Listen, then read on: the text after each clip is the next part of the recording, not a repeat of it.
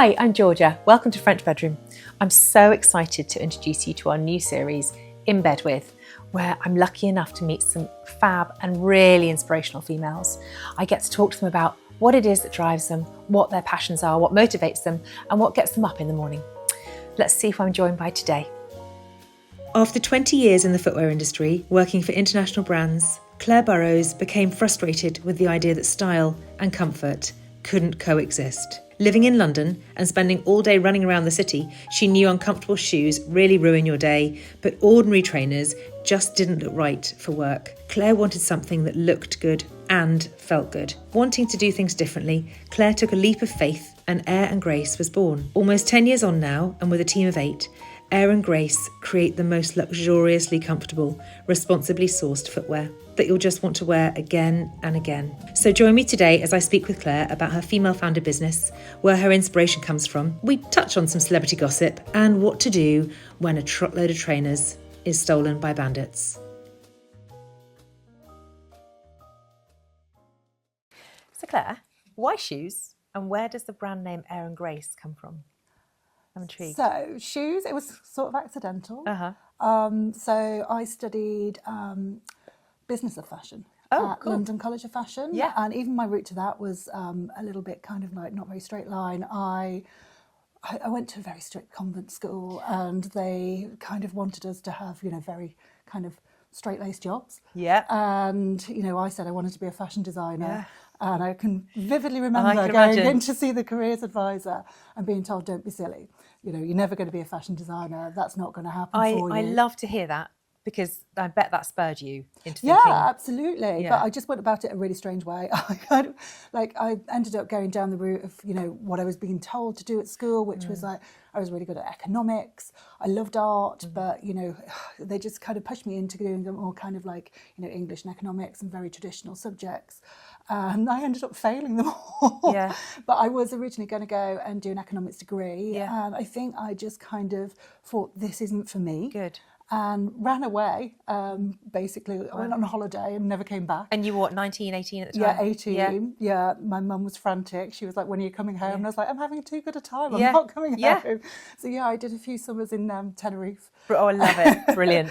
Back in the day. Yeah. Just had the best time there. Yeah. Made so many great friends who are still my friends, 30 odd years later on. Yeah. But then I was like, okay, I do need to get my act together. And went back to the UK, saw an advert in the London Evening Standard. Okay, yeah. That's how long ago it was that we used to see adverts in papers. Yeah. And it was for a course at London College of Fashion. Amazing. And I applied for it, and I didn't need a portfolio, which is what was lacking in getting me into, doing design courses and stuff. So this was more of a kind of like business, fashion buying, merchandising with a little bit of product. Yeah. And I applied for that and I got in. And that was the start. So from there, I kind of thought I was always going to go into clothing. Yeah. But then shoes kind of found me. Yeah. Yet again, the Evening Standard, a job advertised for office shoes. Because I know a bit about you. I think you're fab. I know that you've worked at Aldo and Office, and then also FitFlop as well. Yeah. I've owned all of those shoes. And then, so how did you make the Have transition? had a hand in them at some time. I know, exactly, which is great. What was the transition moment? Because it was Aldo was your last appointment, wasn't it? Before Air and Grace. Yeah. So what was your moment of going, actually, I'm going to do it, and also still why the name? So I think I realised that I had fallen out of love. I had probably never been in love, but like I just wasn't comfortable with like the fast fashion model and disposable fashion. And it just wasn't right for me. I'd come from FitFlop, where it was very much about, it was very exciting and invigorating, and it was about doing something that was different. And then I went to Aldo, and it almost felt like a backward step for me, and it just didn't seem right. It didn't fit. So I decided like it was now or never moment. I was going to take the leap of faith, and decided that I would start my own business or attempt to start my own brand. And it was putting everything, I'd done 20 years in footwear, and it was kind of like, I'd worked for a comfort brand, I'd worked for fashion brands, and I kind of thought, like, why is there a gap in between the two? Yeah. Why is there comfort shoes or fashion shoes? You know, why can't we have both? And it's this whole thing about, you know, like women designing for women. Yeah. You know, We know what we want. I went through so many range meetings and buying meetings, and basically it was, once you get to a senior level, I was the only woman in the room, and it was like men choosing stilettos. And it's the same with the underwear industry, isn't it? Men designing bras. Yeah, I was just like, this is crazy. I want shoes that I can actually wear. Got it. That feel good, look good, they're well made, they're responsibly made. Yeah. And I just had a vision to do something a bit differently. Well, thank you on behalf of women, because those men have never spent a night dancing in stilettos, and until they have, exactly, they may have done by now, but until they have, then they're not, in my eyes, when yours either qualified to design shoes for that we would wear. I mean, they can look good, but you've got to wear them. You know, at the end of the day, a shoe was designed to actually, you know, carry a person's body. There is engineering involved, and it needs to be comfortable. Otherwise, you're just going to be miserable all day. And what is the point in that? Absolutely, life's too short. It really is the biggest blend of form and function. Yeah, it has to be purposeful, doesn't it?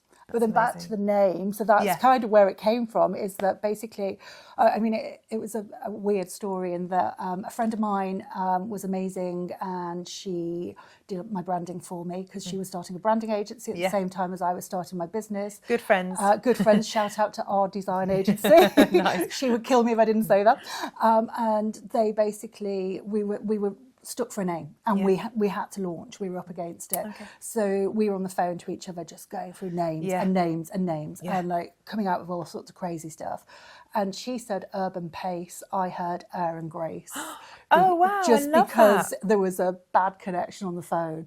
And I was like, that's it, air and grace, walking on air but with grace. I love that. What a great moment. So tell me, how have we ended up in bed together? How did the French bedroom start? Oh, I love that question, because I never know how far back to go. Well, it started 18 and a half years ago. So yeah, we'll be in our 19th year. Well done. Yeah, that's a big achievement. It's been fun, but wow, along the way it's been quite the journey, because we've had, you know, 3 recessions and the COVID and everything else. But how it all started was, I always loved working for companies. I was working in PR, interiors PR, and I love working for companies because I love getting under the hood of the company. I love looking at the business stats and facts and the profit and loss, and how the kind of yield convexity curves, and I really enjoyed that side of it much more than I ever thought I would. And so I decided quite early on, probably mid-20s, that I wanted to own my own business, but I didn't know what the product was. And I sort of felt that actually, a bit like PR, you can PR anything, whether it's a service or a car or a horse racer. I just needed to find what the product was I would sell, but better if you had a passion for the product. Absolutely. As I'm sure you know. So yeah, it was my 30th birthday, and I'm quite difficult to buy for. And my parents and my family had said to me, what the hell are we going to get you? And I said, actually, what I'd really love is a beautiful romantic French bed. And therein lay the problem, because I couldn't find one in the UK. And so I set about finding one, going to France, and it was on the way there that I thought, oh, right, this. In fact, I get little goosebumps when I still say it. This is the product. And God, I've got a lot of passion for it. And so, yeah, that's where it started. And it was me on my own, was fully bootstrapped from the beginning. I had £500 that I threw into buying a bed. I designed the website with an old university friend, and we did a photo shoot in my house, which was a photographic location through my PR role. Sold the bed, bought another bed and a chandelier, photographed those, sold them, and then it grew from there. And in the early days, we bought from UK suppliers because we didn't have the volumes to buy directly from the factories. And here we are today, a team of 15, 16, and I work with my lovely husband Ben too, which is really nice. And I've got an amazing team who I love just as much as hanging out with my best friends. And I'm able to sometimes get the work-life children balance right. I don't ever feel I get it fully right, but it's enabled me to not necessarily have a balanced career, but have a really happy career. Fulfilling. Sorry, that's a long answer to your question. Fine.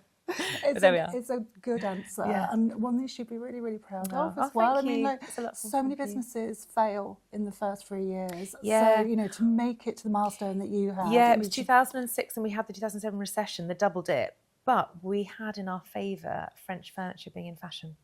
So it was great that people were wanting and actively seeking French furniture. And in those days, e-com didn't exist. The term e-com didn't exist. Google wasn't even in the UK, let alone advertising on Google. eBay existed, PayPal existed, ASOS existed. John Lewis didn't have a website. Our website wasn't transactional. We had to receive checks in the post, and every Wednesday I'd trot off to HSBC on Kilburn High Street and pay in the checks. And we'd have people say to me on the phone, because I answered the phones because I was doing everything, as I know you were when you started too. And I'd say, how do I know you exist? And I'd say, well, you don't, because there was no Trustpilot. A few years later, there was Trustpilot and FIFO and that big battle. But yeah, times were really simple back then, They were. which was great. But it left a gap and a space for people with a bit of fearless courage to give it a go. And I did, and it happened to work. Claire, tell me, how do you make a shoe? I'm always, as a product designer, I'm always really intrigued as to how things are made. Like, for example, I love looking around the back of an oven to see what goes on around there. But when I saw this earlier, I immediately picked it up and I was like, oh, I want to know everything, but I'm going to save it for this question. So this is the moment. Tell me exactly how you make a shoe. I'm so intrigued. So this is a deconstructed trainer. Yeah. So we have all the elements here that make up our shoe. Well, a trainer, obviously now we do lots of different categories of shoes, but I just thought I'd talk about the trainers because that's what we were kind of like originally known for. Yeah. So it all starts with a last. So this is an example of a last. Right. And in its kind of simplest form, it is the shape of a foot. Right. But it's more than that because it's actually going to dictate the shape of the shoe as well at the end. So, if this was a pointy shoe last, it would be a long point. Obviously, this is something that's more like a trainer last. And do you have, are there industry lasts that you use, or can you design your own last? Could you go to, say, an orthopaedic surgeon and say, could you design me one that has a high arch or whatever? Yeah, so like there would be in the world of bespoke shoes, and orthopaedic shoes is very much a kind of bespoke world. Yeah. But then you've also got kind of like, the John Lobbs of the world who make bespoke shoes for like brogues and really beautiful kind of men's shoes. But you didn't have this designed to your foot or anything? So no, it's not for my foot. My foot is not a good foot. It's not a last foot? It's not a very good standard foot. Okay. But basically what we do with our last, so there are last makers where you can go to, so we make all of our shoes in Europe, so we make in Portugal, Italy, Spain, a little bit of Turkey, and we basically, you can go to a last maker there. There's lots of them, and they have standard lasts that you can buy off the shelf. Yeah. But we can't do that because of the way that we make our shoes and the comfort properties within them.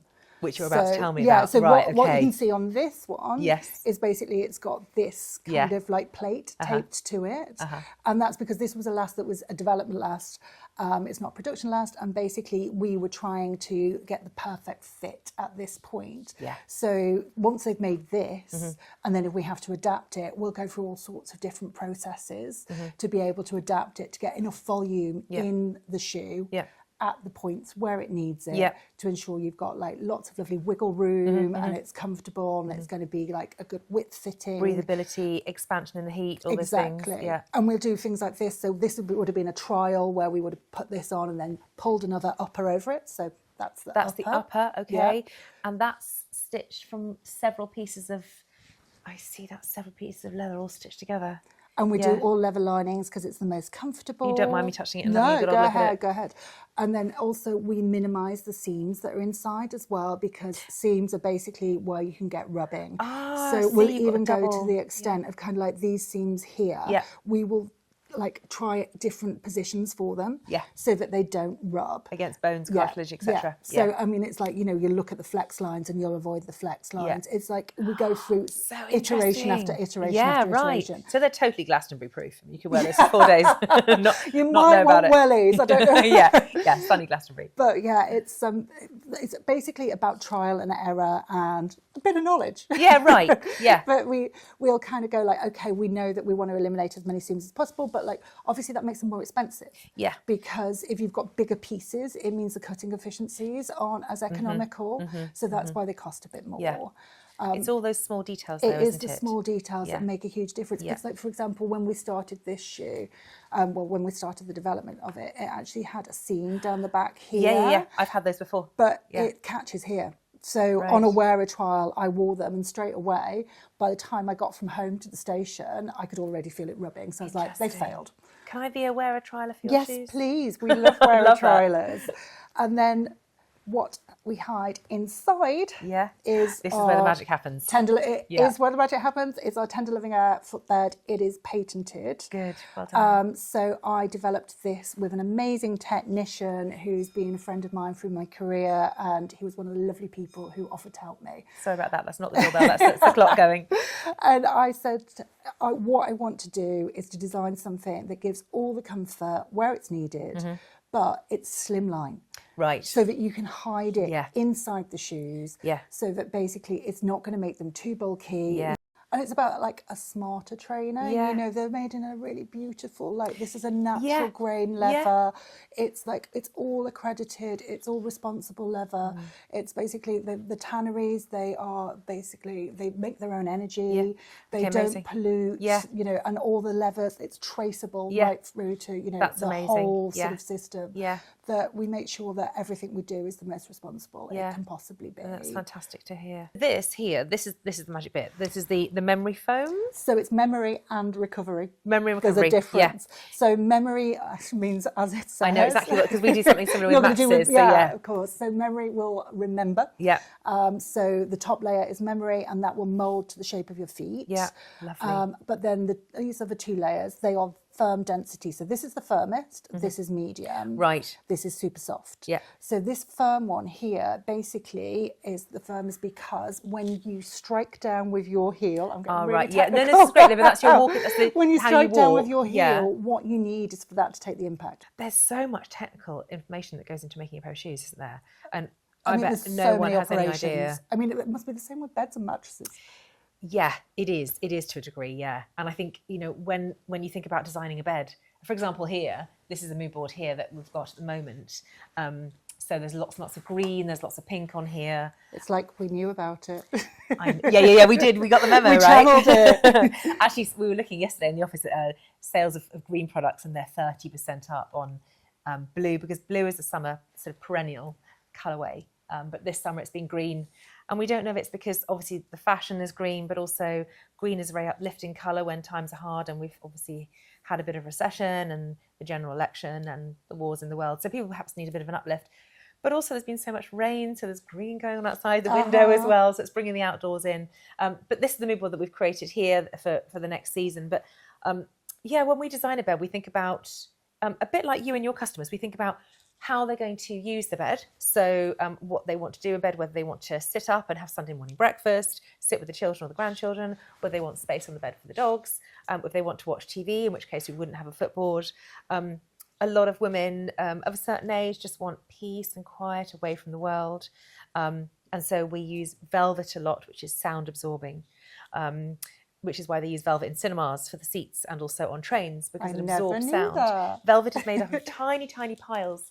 I've not got a piece of velvet on here, but we have here. It's made up of tiny fibres, little tiny vertical fibres, and the sound goes around those vertical fibres and gets sucked and drawn in. So if you think about bass and tweet sound, the velvet removes the tweet. So if you've ever got a room that's got too much echo, get some velvet curtains, sorted. Downstairs loos, it's really nice to have velvet curtains in. You don't want the sound. But yeah, so there's lots of things that go into the consideration of the materials that we use. And a new bed we're working on, which is the working title is Cocoon Bed. It's got sides that wrap around, so that a bit like, do you remember the porter's chairs in hotels? They've got those sides. They are designed so the porters could take a sneaky nap without being seen. So the people coming in with their suitcases, the posh guests, could be seen by the porter before they've seen him sleeping. So we're sort of surrounding the headboards with these little curved corners, which then gives that feeling of kind of it's cocooned, but also it's sort of like you've got away from the world. You've just had a moment to yourself. So we're thinking about the busy lifestyles of the women who we serve. So yeah, there's so much that goes into it, and then of course there's the technical side of things. There's the wooden frame, the upholstery, the studs, the buttons, the foam, how high the mattress is. The more high it is, the more traditional it will feel. The lower it is, the more contemporary it will feel. So how do you raise the mattress? Do you do that through the box shape, or do you do that through the feet? Whether you use slats or whether you use a box spring base inside. There's so many considerations. I could probably speak for about 2 hours. I just touched upon it. But yeah, I absolutely love it. It's so many things to consider. But when you've been doing it for a long time, and I'm sure you're the same with your shoes, you instinctively know what's right for your customers. So in a way, you're not reinventing any wheel because you're always rethinking about it. And like you say, you're doing different iterations of the same. But what you're doing is when you know you've got your formula right, then you're just changing designs. It evolves. Exactly. I've had your business for 10 years. That's a lot of pairs of shoes. Yeah. Of all the pairs of shoes you've ever designed, what's your favourite? Which one do you have a connection to? I mean, it has to be our Dancing Queen heels. Dancing Queen heels. I shall show you them. They were the ones that my friend bought. Oh, were they? They were the ones. Yeah. Yes. So I got married in November. Can I do the squish test? Of course you can. Yes, they've got the squish. So yeah, well, when I first started, I wanted to make sure that a comfortable heel was on my agenda. Yeah. You know, it's like it is the holy grail. Yeah. And so Dancing Queen was our first ever heel, and it has been so well received. Yeah. I mean, it took a while. It took 10 years. Well, knowing what I know about trainers, I can imagine that's even harder with a heel. Yeah. I mean, we tried so many different ways, because obviously we've got, you know, our tender loving footbed, but you can't put that in a sandal. Yeah. So it was like, what do we do? Like, how do we incorporate that into a heeled sandal? So what we've done is we've actually inbuilt it. So those foams that you can see in our footbed are the same foams that are hidden inside the shoe. Is it the exact same one? Yes. So that's the thicker in the heel. So it doesn't need the heel piece. So the heel wedge obviously doesn't need it. But the pink foam and the top layer foam, those are both in there. So what we do is we actually attach the pink foam to this insole board here. And then the shoe is elasted on top. So basically it's part of the construction of the shoe, but you get all of that comfort, and then the other layer is attached to this, like we call it the insole. You make that sound so easy, and I can imagine how difficult that is because you've got so little margin for error here. Yeah. Because you can't put too much leather in, otherwise the sole base under... Yeah, they basically scuff it away to rough it so that then it bonds. Okay, right, clever. Yeah. Wow. So but it was a lot of trial and error, a lot. But then there's other elements of it as well. Is that, like, you know, it's the sole is flexible. Oh wow! So it's not completely rigid, wow, so that amazing. It moves with you. Yeah. Because obviously, if you've got a really rigid sole, it's also got like a bit more shock absorption into it. Yeah. And then also, if you see inside here, there's no stitching. There's no stitching, and I bet, knowing what I know about your trainers now, you've positioned the strap in just the right position for flexibility. Exactly. As well. Yeah. Even that strap was like kind of like, does it go a little bit down, a little bit up? Okay. It was a lot of wear trying. Okay. Expected new customer on these this afternoon. And why they're so, it's not just because they're our first. Hello, the cat even loves you them too. love this them. Is Lola, our house cat. They were the shoes I got married in. They were the shoes you got married in November. So I needed to wait until we had a pair of shoes that I could get married in. Really? I'm not marrying you until we have a pair of shoes. It was really great timing. Yeah. But yeah, these are the shoes I got married in. Well, you manifest things, don't you? Maybe you knew that you wanted to get married in a pair of shoes that were going to be this comfortable, and so the two things went together. They're a milestone shoe. Yeah. Oh, that's a lovely connection to have. Thank you. This is a good one. Go on. If your brand were a movie, which product would be the star and why? The Love Story collection. It would be a romance movie. And it would be the Love Story collection because I work with my husband and he's a real joy to spend every day with. We get on really well. He's awesome. He's so good at what he does. I couldn't do what he does in a million years. I really, really enjoy working with him. And Love Story was our very first own brand collection that we designed in-house many moons ago now, and it's a 15-piece collection. We're always adding to it. We've got 7 new pieces on the design boards at the moment, in progress. So yeah, we've got about 6 or 7 different beds. This is actually a Love Story bed. Amazing. Love Story bedsides. We do 2 designs. We've got 2 more coming. Chest of drawers, several chairs. It's our best-selling collection. And it really embodies romance in its curvaceousness, beautiful undulations in side rails. It's a really well-considered collection that I think really, it sort of personifies, if you like, our brand and our company culture of kindness and love. Amazing name as well. Yeah, it's just like such a nice collection name. Yeah. Can you think of a moment where you've been on a photo shoot or in the office or a behind the scenes moment that's really made you smile that you keep thinking of? I mean, the one that makes everybody laugh, that didn't at the time. Yeah, right. But now I can look back on it and I'm okay. Is when our shoes were stolen by bandits. Oh God. Okay, this is a good one. So basically, it was our first launch of espadrilles, and they were being brought by truck, as they are normally, from Spain to the UK, and we had actually pre-sold them all as well. Oh God. And then we got a call from our warehouse, who also do our deliveries from Europe, and they said, "We've got some bad news for you. The truck was held up by bandits. It's a thing." And that was in Spain. It was in Spain, and they've gone. The shoes have gone, and we were just absolute panic. What are we going to do? How are we going to tell all these customers, etc., etc. And so we were kind of taking stock of it. Yeah. Okay, we can't let anybody down. We've got to have a plan for this. Yeah. So we had planned to contact everybody and to offer them whatever they wanted as a solution. And then we got a call again from our warehouse, and they said, "We've got some good news. They've been found." Because we've got bigger bandits than them, so we put our bandits on their bandits. So basically, I think that they were espadrilles. There must have been something else in that truck that they wanted, espadrilles in Spain. Sand in the desert, kind of. They weren't after the espadrilles, so they had just literally offloaded those off the truck, put them on the side of the road, and they were recovered. Wow. So we ended up having to do, we did the whole thing seamlessly without having to tell anybody, and everybody got their shoes on time, and everybody was happy with their shoes. But you had a sleepless night or two. Oh yeah, at least two. And they had we have had a container fall into the sea before, but also the most sort of notorious one was the Ever Given. Do you remember during COVID there was the Ever Given container ship, the big vessel? Yes. We had a container on there of furniture that our poor customers had been waiting a couple of months for, because it was locked down, so the factories had been locked down as well. So we finally managed to get a container out of the factories, and then it got stuck in the Suez Canal, and it was these stories. I mean, it's never good at the time, but you you look do back laugh. And you go, exactly. And it's it's just that thing of whenever it can go wrong, it will go wrong. Absolutely. And it's just expect it to go wrong.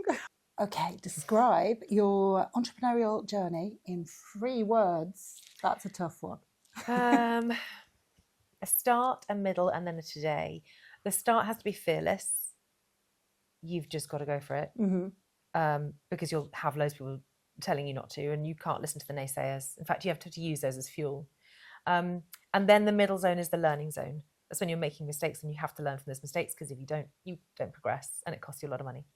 So yeah, fearlessness, learning, and then relationships. I've talked earlier about our relationships and how they're a key to everything. And I love human connections, whether it's factories and suppliers or agents and agencies, my amazing team, my husband, our fab MD, Holly. I always think you just should have a relationship that is a genuine, authentic one, where you really like the people you work with. You have to. You've got to, because also when the chips are down, they're the ones who support you. But not just that, you go to work to enjoy your days. If you don't enjoy your days, you shouldn't be doing what you're doing. Simple as that. That was the top tip that I was given by my godfather. Was it's a common one, but if you get paid for doing your hobby, you will never absolutely work a day in your life. I know. I sometimes feel like I'm cheating the system, because I am getting paid for doing my hobby. Yeah. So behind every creative woman, there's always influence. Who inspired you as you were growing up? I mean, I'm always inspired by real women. Yeah, and lovely. When we do our range building and range reviews, it's always about who's going to wear it, where are they going to wear it, how are we going to wear it, and that whole kind of real woman thing, I think, comes from growing up around really amazing women in my family. Nice. I come from a family of strong women. My mum was amazing. My dad died when I was quite young. Mum was bringing up me and my brother and did such an amazing job of it, and always made us feel like we could be anything. Amazing. I was the first family member who went to university. Yeah. But she always spoke to us in a way that was something we were always going to do. Yeah. No matter what, no matter how hard times were for her. Yeah. That was something that she just instilled in us, that we would be able to do that. That's amazing. And it's made me kind of feel like you can do something. And she's always been there for so much support. Yeah. She's always been creative as well. Yeah. She used to make a lot of our own clothes. Wow. She even made her own wedding dress. Oh, wow. Yeah, I can show you some lovely photos from the album.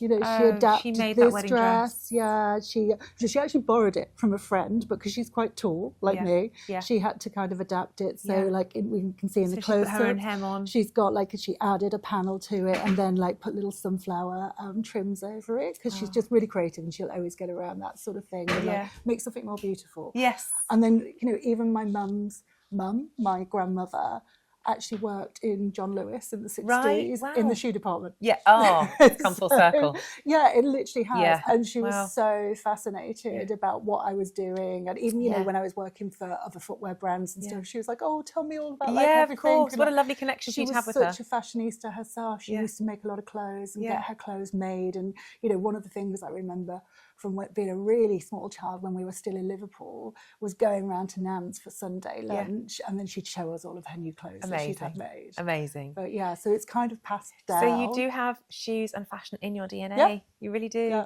Well, I can really relate to that because I was hugely influenced by my granny. I was a bit like you were saying earlier about you going to a really strict convent. I went to a really strict boarding school and I was there from a really young age, about 7. And so when I came home in the holidays, my parents were working and my granny kind of looked after me. And in many ways, she didn't bring me up, but she had a real impact upon my childhood and taught me to sew, taught me to bake, taught me German because she was German. And she also taught me about kindness and that you, all of the relationships you have should be centered around the human connection. There's a photograph of her here. You can see her kindness and her softness in her face. It's such a but she had such a love for flowers and florals. And actually, for our 15th anniversary a few years back, we designed the Windsor bed, the Windsor fabric, which actually started its life as a wallpaper, and then became a bed and a fabric and cushions and an ottoman, storage ottoman, and then these dresses that we wore for Chelsea Flower Show. And hair ties and candles. And the Windsor fabric is inspired by roses and rose garden. And again, that comes back to my life with my granny, was gardening and going to garden centres, going to RHS garden centres, and just really enjoying the formation, the colours of petals and flowers. So it was a real joy for me to do because it was sort of going down memory lane. And actually she would have been 100 that year as well, which I didn't realise until afterwards. I sort of went, oh God, that's a bit weird that I was designing fabric in her 100th year that reminded me of her. It was just a wonderful coincidence that the world had given me. But I think that it's so important, isn't it, to sort of stop and to think and occasionally go, well, where is this coming from? Where is it, you know, in my DNA? What is my purpose? And sometimes that is down to commercials, but other times it's just down to the joy of what you do. Claire, if you could work with any designer, dead or alive, who would you choose? Without a doubt, Vivienne Westwood.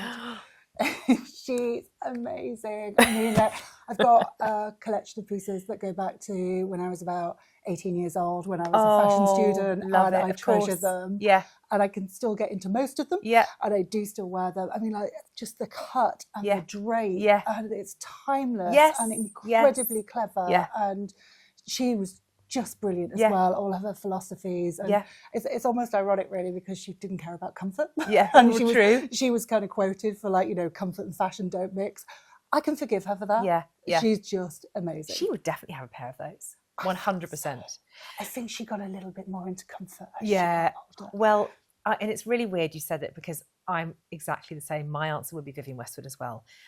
Because what she did for clothes and women's bodies is what I like to think French bedroom furniture does to a bedroom. It's that curvaceousness and that's a celebration of our curves as well. And I met her once. I was working for a fabrics company and I met her at a product launch in a hotel in Park Lane. And maybe she wasn't as anti-comfort as you think because she had pop socks on. Yeah. And she had one up and one down. And I was talking to her and I wasn't sure whether I should have said, one of your pop socks has fallen down. It's a look. Or whether it was a look. It's a look. Yeah, okay, so I'm really pleased I didn't. So yeah, she had the pop socks on and I'm guessing it was the look. Okay, so I don't know enough about fashion because you obviously studied it.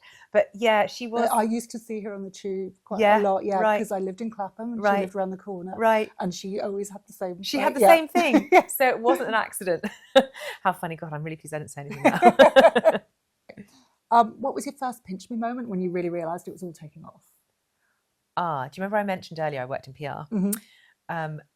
the Daily Mail did, I'm really showing my age here, they did a token collect on the masthead of the newspaper. Do we used to do those token collects? Yeah. And they did collect 10 tokens and get a free set of silk bed linen from French Bedroom. And I knew that the Daily Mail circulation is massive, well up in the millions. I knew we didn't stand a chance of being just me. And so, yeah, that's when I was on honeymoon with Ben, actually. And I remember really clearly, we're in the room and he said, oh, I don't want to go back to work and be away from you. And I said, I don't want you to go back from work either. And I said, I don't know what to do about this Daily Mail token collect. I don't know, do I employ 60 staff or 6? Or he said, well, why don't you just employ me? And I said, well, I'm not going to pay you. I don't have any money to pay you. We're going to eat baked beans, but we're going to be happy. And he never went back to work. Oh, and he handed in his notice, and his lovely boss said, well, if it doesn't work out, you can come back. And he said, no, it will work out. It was a lovely thing to say, wasn't it? And it did. So, yeah, I think that was the pinch me moment. It was the Daily Mail token collect, which is a massive scoop to get. And that really accelerated our exposure. Like really pivotal. Really pivotal, yeah. You know, when both of you can work in the business together. Yeah. I mean, Jason works with me a little bit.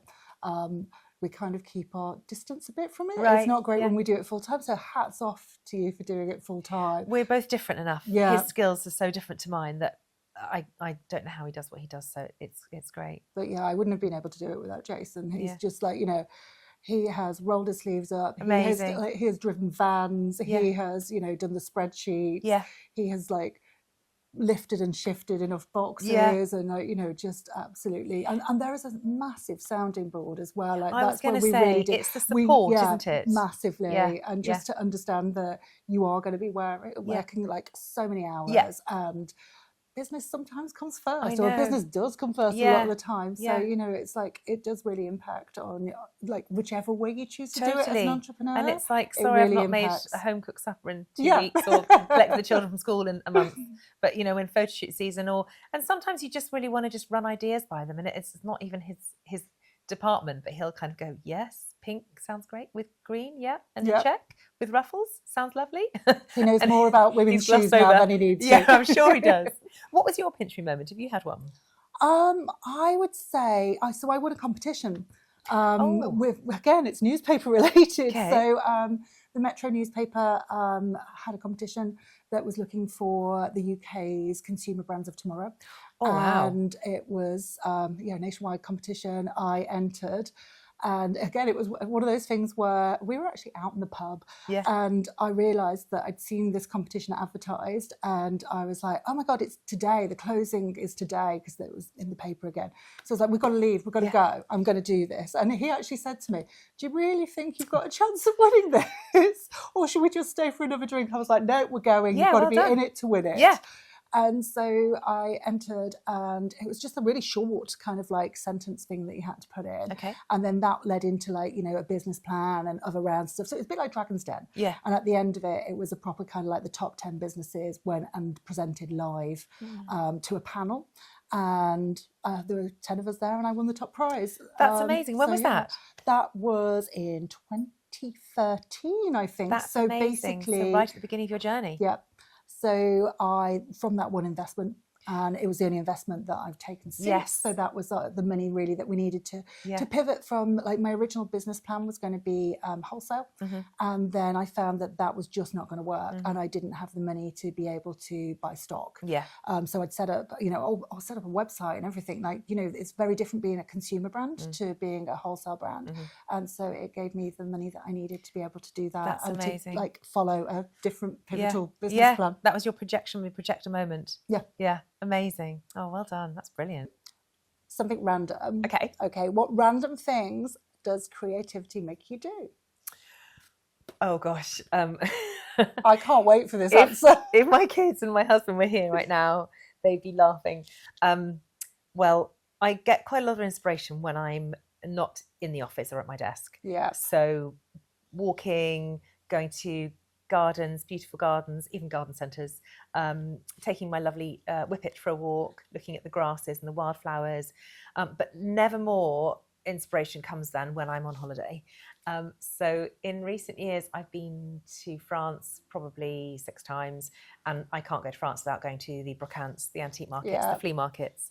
So I always drive. so I can stuff my car full. I have a car with a front boot and a back boot, so I can fit as much as I can in the car. I've never brought anything illegal back, I hasten to add. But not knowingly. Not knowingly, right, exactly. But antique books, antique record players, antique typewriters, tons of vases. But I would say my best haul was probably olive branches from Italy and also ginkgo biloba branches from France. And then recently, and this is where my kids will be laughing at me, is I went to Cambersands, just somewhere unassuming, but I managed to find some amazing props. I went for a bike ride through a nature reserve, and just at the edge of the nature reserve where it was okay to pick things, they had these beautiful wildflowers that had gone to seed, 7 foot tall. And I picked them and I held them in on my handlebars on the bike ride home, and they were like a sail because there was this huge big well, they're there, I don't know if you can see they're on camera, but you can imagine what a sail they would be. And so they were getting caught in the wind, and it was a very windy day. I was really having to hold the handlebars quite heavily and heavily steady. But yeah, I suppose I never go for a walk and come back empty-handed. There's always something that I pick and I find in the hedgerows to put on a photo shoot, because we're always doing autumn and spring and autumn. So yeah, that's me. I've always got one eye on what I can forage or scrump from the forests and fields. I shoegaze. You shoegaze? I shoegaze, do yeah. you? I love being on a tube or a train. Yeah. Yeah, looking around at what people are wearing And on their feet. are you positively judgy, or are you, oh, I'll nick that idea? No, it's more like research. Yeah. Like London Bridge Station. So we're based in Bermondsey Street, just around the corner from London Bridge. And I love spotting what kind of like, it's not necessarily a trend, but like what's people emerging. Are wearing, like real people. Yeah. You know, it's kind of like, these are people who are on the commute. Yeah. And, you know, they want to be smart for work, but they also need to be comfortable, and they're running and they're busy and they're on a busy train. It's like, what are they wearing? Yeah. What are the things that are making them happy that day? Yeah. And and also we spot our own as well. So exactly. Nice really nice to do. I'm interested to know, what does timeless style mean to you? Something that's an honour to own, something that you know you're going to keep forever, something that you've had a considered time in purchasing, something it wasn't a spontaneous off the cuff purchase off a whim. I think something that you can then hand down to generations, or you're happy to tell your best friend or your grandchildren about. I suppose timeless style is the equivalent of owning a cashmere jumper that you know you can pair with pearls or jeans, or put it on top of a sequin or satin dress and pair it with heels. So I suppose it's something that it will transcend the trends, and something that you've not bought because you know it's in the pages of the magazine but won't be next month. So that's a very convoluted way of saying something that's just very, very special, and you know that your trends and your tastes are not going to change during your lifetime, and you will always love it. I totally agree with everything you said. And then, you know, for me, translating that into footwear, it's very much about something, again, considered purchase. Yeah. You know it's going to work hard in your wardrobe. Yeah. You know it's something that you are going to be able to pull out maybe in like 4 or 5 seasons time, still gonna look and great. it's still going to look great, Yeah. and it's not going to wear you. Yeah. You know, Yeah. it's just going to fit with your style. Yeah, perfectly put. Yeah, I love that. It's not going to wear you. So, Claire, we're in bed. I have a final question for you. If you could have one dream for your brand, what would it be? For me, I just want to carry on doing what we do the best that we can. Yeah. It's quite simple. Yeah. I mean, we kind of exist to make women feel good, and to make, you know, responsible, quality products that make people feel happy. Yeah. And reading our reviews is what makes me feel happy. Yeah. You know, if I'm ever having a down day, that's what I'll do. Yeah. We'll read the reviews, and it makes it all feel worthwhile. Yeah. So carrying on to do that is what I really, really want to do.